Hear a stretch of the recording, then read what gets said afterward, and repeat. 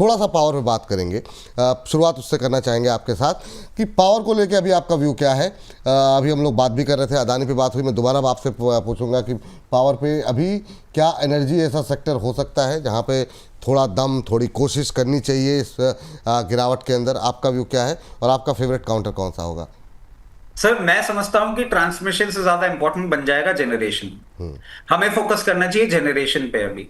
और मैं सर तीन चार काउंटर ये ऐसे हैं जिनको जनरेशन का पार्ट, मतलब जितनी मैं समझता हूं इन कंपनियों के बारे में, SJVN, NHPC, NTPC, NLC India, ये चार काउंटर हैं जिनको हर लोअर लेवल पे हमको करना चाहिए। और उसके पीछे का मैं एक और कारण बताता हूं सर कि 12 घंटे आपकी जो गैस सप्लाई कर दी है ना, वो 12 घंटे कैश सप्लाई जो है वो सिरमिक और इन सब इंडस्ट्रीज, क्योंकि बोनस पॉइंट देखने के बाद ना मैंने अपना चैनल चेक पूरा दौड़ाया सर, क्लियर केस है, प्रोडक्शन आ जाएगा 35 to 40% के रेंज में। तो उसके साथ साथ सर एक चीज और ऐड कर देता हूं, यूक्रेन रशिया में हमने एल नीनो इफेक्ट देखा था, बारिश जल्दी आ गई थी। इस बार दो साइड आपकी हीट वेव की प्रॉब्लम होगी, बारिश हो सकता है उस तरीके से ना आए। ये एक वेदर के जो जानकार हैं उनसे मैंने पूछा था, पीक गर्मियां बहुत ज्यादा आने वाली हैं। और पीक गर्मियों में अब गवर्नमेंट के लिए ये भी एक इंपॉर्टेंट चीज हो जाएगी कि ज्यादा इंपॉर्टेंट पावर सप्लाई किसको देना है, रेसिडेंशियल एरिया में या इंडस्ट्रियल एरिया में। जनरेशन के लिए रिक्वायरमेंट बहुत ज्यादा बढ़ने वाली है, तो पावर जनरेशन में मैं ज्यादा ध्यान दूंगा अभी, बजाय इसके कि डिस्ट्रीब्यूशन में। क्योंकि अगर पावर ही नहीं मिला डिस्ट्रीब्यूट करने के लिए तो इनके मार्जिन वैसे ही खराब हो सकते हैं। बट जनरेशन वाली कंपनीज को जरूर विन विन सिचुएशन आपको बनती हुई दिखेगी। ठीक, आपने नाम लिए तीन, मैं चाहूँगा सिर्फ थोड़ी तेज़ी के साथ एसजेवीएन, एनएचपीसी, एनटीपीसी के लेवल्स आप बता दें। अभी जो है किस लेवल पे खरीदें, क्योंकि हमारे जो पुराने दर्शक हैं वो तो उनके पास तो पहले से है। क्या ये जो लेवल्स देखने को मिल रहे हैं उसमें एवरेज करें, या जिनके पास नहीं है क्या करंट लेवल पे खरीद सकते हैं एसजेवीएन, एनएचपीसी, एनटीपीसी, जिनका नाम आपने लिया? सर एनटीपीसी कहीं भी आपको 356 से 364, 362 रुपए मिले, जरूर आपको पोजीशन बना लेनी चाहिए। मेरे हिसाब से मेजोरिटी के पास है ही और लोअर लेवल पे है, तो बनाने की अभी कोई जरूरत नहीं है। नए एंट्रेंट का वो लेवल हो जाए, जिनके पास नहीं है, क्योंकि बार बार नए भी लोग तोड़ते, तो मैं एक जनरल व्यू ले लूँ ताकि कोई कंफ्यूजन ना रहे लोगों के मन में। जी सर 356 से 364 के लेवल्स। एसजीवीएन यहां पे भी अच्छा लग रहा है। मार्केट करेक्शन या मार्केट क्राइसिस में अगर 62 रुपए तक आता है तो और अपनी पोजीशन बना लेनी चाहिए। एनएचपीसी को अगर मैं देखूं 72 रुपए, इसको थोड़ा सा मैं आपको बोलूंगा कूल ऑफ हो जाने दें। और कहीं भी आपको 66 से 70 रुपए की रेंज में मिले, यहां पे आप पोजीशन बना सकते हैं। और फिर आ जाता है last but not the least NLC India. इसने अभी तक सर करेक्शन ही नहीं दिखाया, चला भी उस तरीके से नहीं था। ये जब भी आपको करेक्ट होता हुआ दिखे और कहीं भी 328, 228 से 236 की रेंज में दिखे, पोजीशन बना लें। अंबाला मैम, आपका व्यू पावर पे, कोई फेवरेट काउंटर, एवरेज करने की कोई कहीं पर सलाह? या अफरज भाई, पावर पे आप काफ़ी टाइम से बुलिश थी, अब इतना टूटने के बाद अच्छे लग रहे हैं कोई? बॉटम पे बाय कराया था विपुल जी, उसके बाद 2 हफ्ते शांत रहेंगे ये भी बोला था, और वो यही वो 2 हफ्ते हैं और 1 हफ्ता और बचा है बस। अब शांत रहने के बाद रोने लगेंगे ये तो नहीं बोला था, अब तो नहीं रोएंगे नहीं, अभी तो रो रहे हैं, अब और कितना नीचे, अब क्या करें? अच्छा चलिए छोड़िए, शेरों की बात कर रहे हैं। हाँ सर, बच्चों की नहीं, शेरों की। नहीं, ये मतलब दिलवाने के बाद एनालिस्ट रोने लगे, वैसे कोई बात नहीं हो रही है। अच्छा, वाह वाह वाह, एनालिस्ट पे तो खुद पर ही पोर्टफोलियो रुला रहे हैं। वाह, बहुत शानदार। अरे मैम, अभी क्या करेंगे जी? ठीक है तो अच्छा, एक टिप्पणियां में पढ़ते रहते हैं, एक सेकंड आप तब तक लेवल बताइए और शेयर बताइए। हाँ। विपुल जी, रचित जी, अंबाला बहन को सुप्रभात। संजय कुमार धीर जी कह रहे हैं, विपुल जी आप रचित जी अंबाला बहन का पता दे दो, बगल में कमरा लेकर के रहूंगा, सुबह कार्यालय में आकर के सेवा करूंगा और आपसे सलाह लेकर के अपनी हानि को कम करूंगा। इसके अलावा ज्योति जी कह रहे हैं, रचित जी की जरूरत नहीं है, करने की जरूरत नहीं है। हाँ। जो भी कुछ होता है एडवांस में, द ब्यूटी इज कि एडवांस में आप लोगों को आगाह किया जा रहा है। आप सुनेंगे लेकिन मानेंगे नहीं, तो उसका फायदा क्या होगा? बाजू में रह लो, घर में रह लो, तब भी फायदा नहीं है, कोई फायदा नहीं। अगली टिप्पणी, चलिए इस बीच ज्योति जी कह रहे हैं, रचित जी का फूफा जी के साथ डायरेक्ट कनेक्शन है।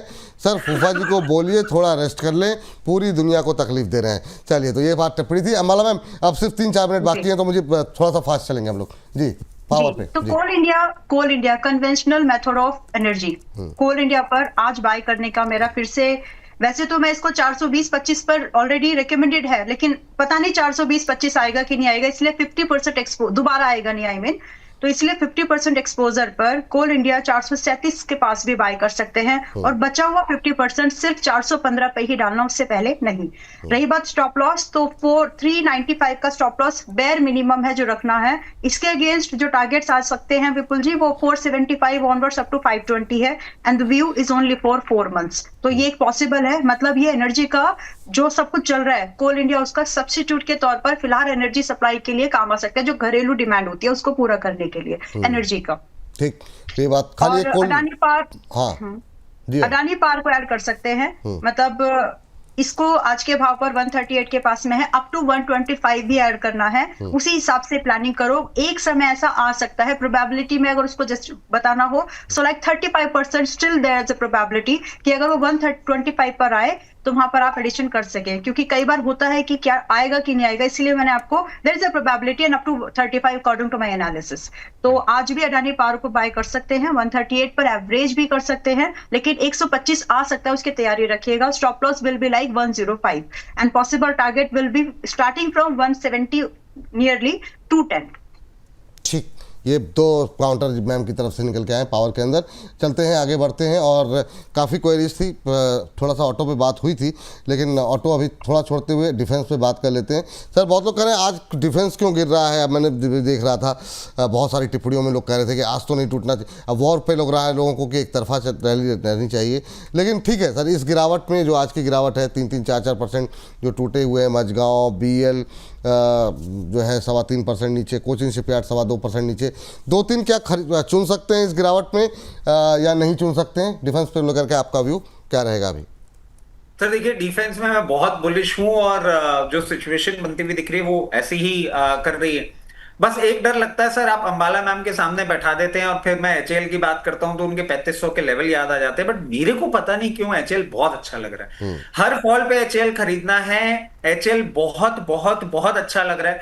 हो सकता है HL आपको आज ही बाउंस बैक भी दिखा दे, तो कोई बड़ी बात नहीं है। मैं इनफैक्ट सर आपको बताऊं कि अभी डिस्कस कर रहे थे कहीं, तो ऐसा लग रहा है 4250 रुपए आज ही दिखा सकता है, और मार्केट के कवरिंग के पीछे सबसे बड़ा जो हाथ होगा वो डिफेंस का ही होगा।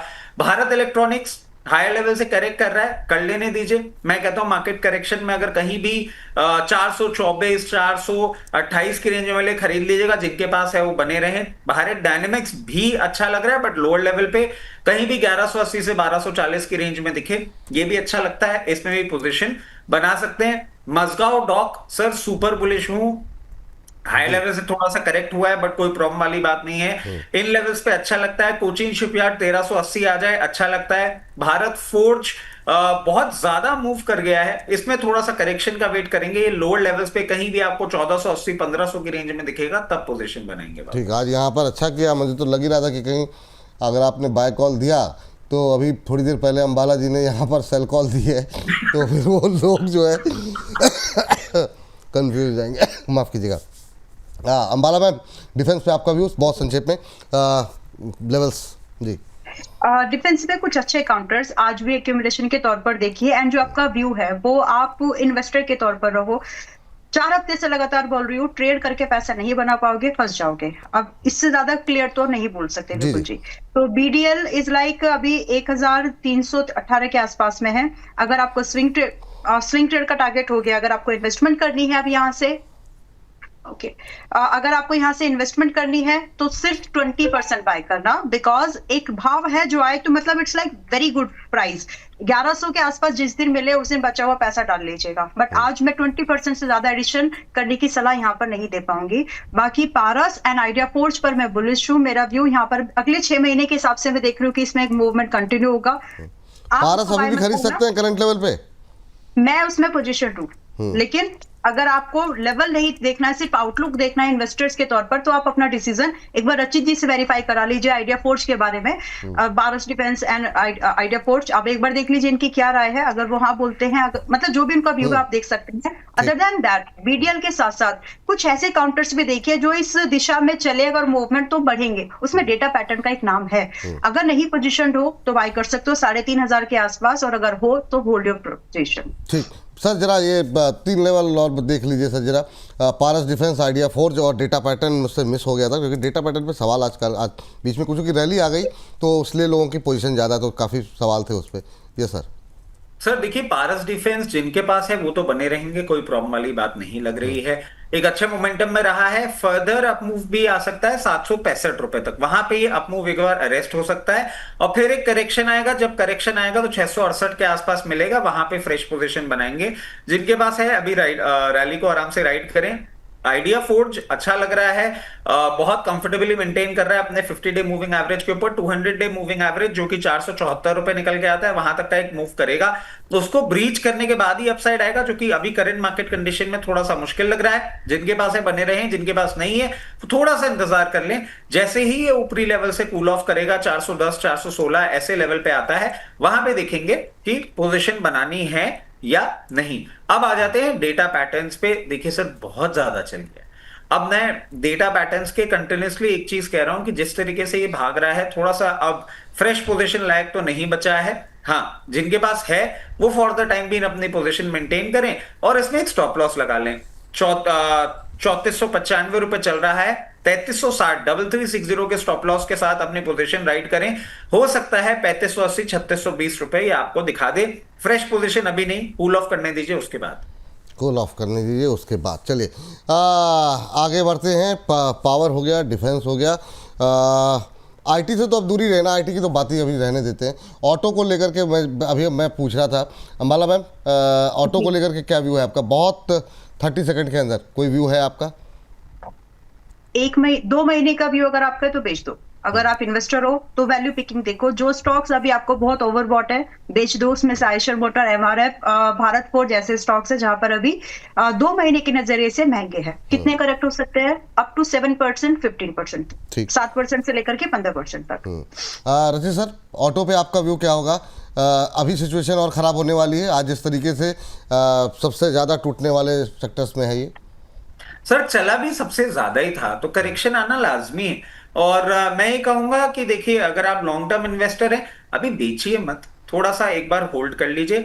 अगर ट्रेडर हैं तो लेवल्स देख के निकल जाइए। बट कुछ ऑटो सेक्टर के स्टॉक्स बहुत अट्रैक्टिव लग रहे हैं, उनको लोअर लेवल पे बाइंग कॉल इनिशिएट करेंगे। अभी फॉल के साथ नीचे जा रहे हैं, जाने देते हैं। बट स्ट्रक्चरली ये इनमें कोई प्रॉब्लम नहीं आई है तो लोअर लेवल पे बने रहेंगे, लोअर लेवल पे खरीदेंगे और जो इन्वेस्टर्स हैं वो बने रहेंगे। ठीक।